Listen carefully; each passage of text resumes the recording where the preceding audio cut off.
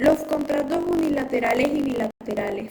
Los contratos unilaterales es cuando solamente una de las partes está obligada y la otra solamente recibe, pero los bilaterales es cuando ambas partes están obligadas recíprocamente. Las similitudes que logramos encontrar es que tanto en la definición doctrinaria como en la definición legal mencionan que los contratos unilaterales es cuando una de las partes se obliga para que otra que no contrae una obligación alguna pueda recibir algo. Y las bilaterales es cuando ambas partes tienen obligaciones.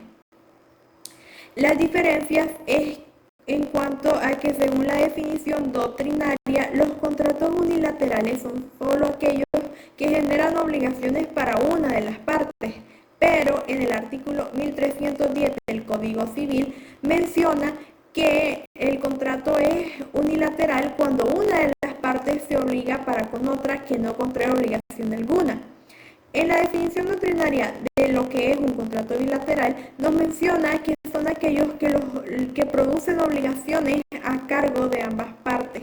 En cambio, en el artículo 1310 del Código Civil, menciona que la obligación bilateral es cuando las partes contratantes se obligan recíprocamente.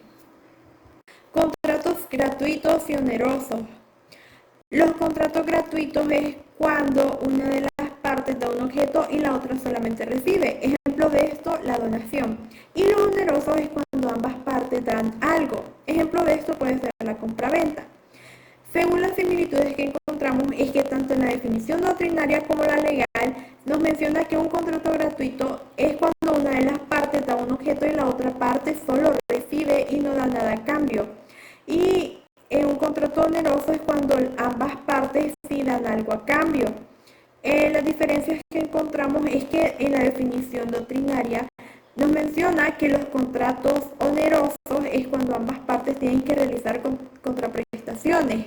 En cambio, en la definición legal, en el artículo 1312 del Código Civil, el contrato oneroso es conmutativo y es cuando una de las partes se obliga a dar o a hacer una cosa que se mira como equivalente a lo que la otra parte debe dar o hacer.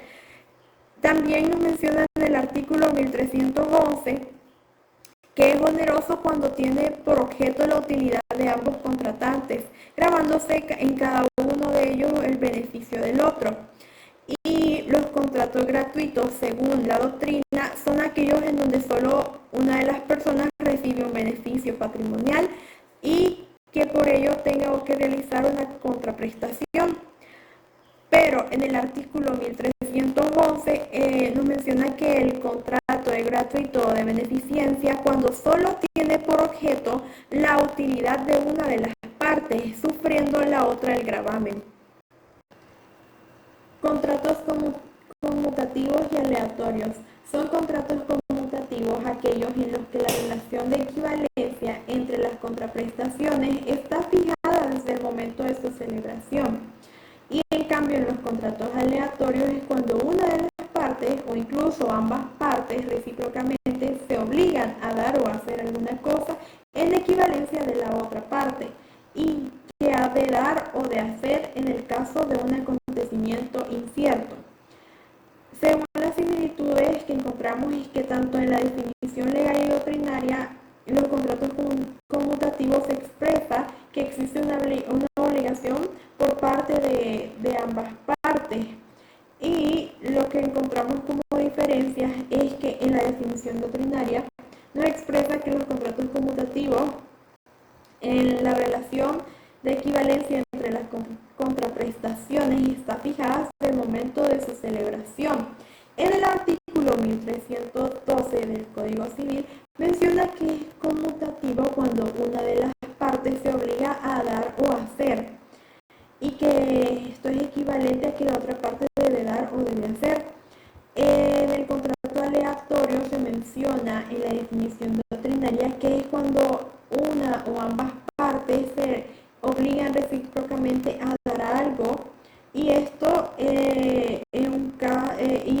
que se obligan a dar o a hacer algo para el caso de un acontecimiento incierto. Contratos principales principales y accesorios. Los contratos principales son aquellos contratos en donde subsisten por sí mismos y son dependientes, y los accesorios pues son contratos dependientes y que están adheridos a un contrato principal. Las similitudes que encontramos es que tanto la definición veterinaria como la legal establece que un contrato principal es aquel que subsiste por sí mismo y los accesorios son aquellos contratos que son dependientes y que están adheridos, como mencionaba anteriormente, a un contrato principal. Las diferencias son que según la definición doctrinaria, el contrato principal es cuando subsiste por sí mismo sin la necesidad de otra convención. Y el accesorio es cuando tiene por objeto asegurar el cumplimiento de una obligación principal y de manera que pueda subsistir, de manera que este no puede subsistir si no existe este contrato principal. Pero en el artículo 1313 nos menciona que el contrato es principal cuando subsiste por sí mismo sin la necesidad de otra convención, y que es accesorio cuando tiene por objeto asegurar el cumplimiento de una obligación principal de manera que no puede subsistir sin ella.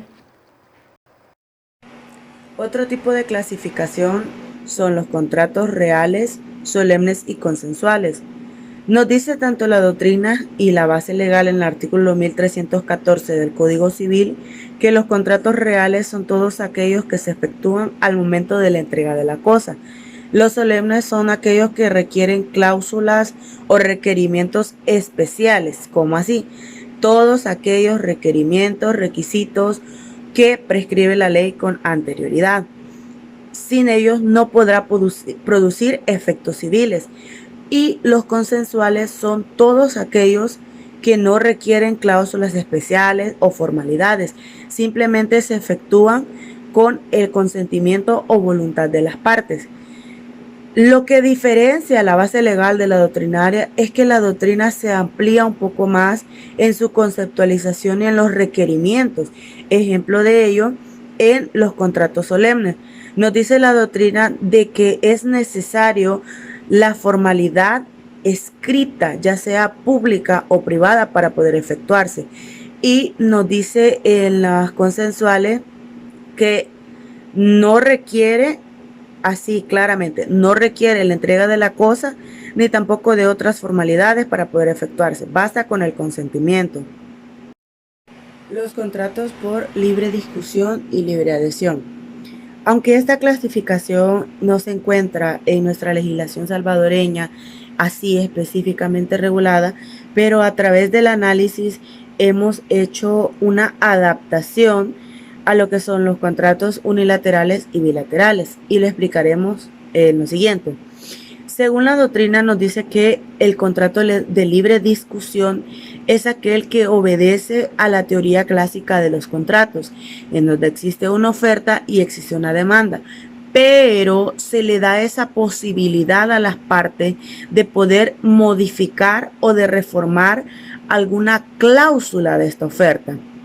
Es decir, que le da esa condición de poder pactar una de sus condiciones a voluntad misma. Y en cambio, en los contratos de libre adhesión, solamente una de las partes manifiesta su voluntad y hace la oferta, y solamente, esto es lo que lo diferencia, solamente le da esa cláusula de aceptación. No puede ni redactarlo, ni reformarlos, ni poner otra cláusula diferente. Simplemente tiene esa condición de aceptar la oferta y ya. Contratos individuales y colectivos. Esta clasificación se apega más a los tipos de contratos laborales.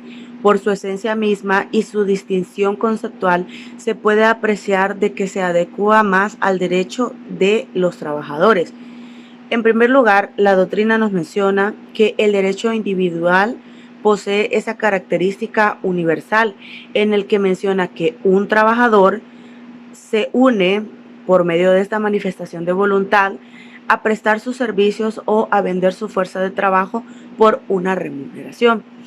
Y lo que nos menciona la base legal es la pluralidad, es decir, que un trabajador se presta a su fuerza de trabajo a los diversos patronos, o los patronos están en la disposición de contratar a los trabajadores.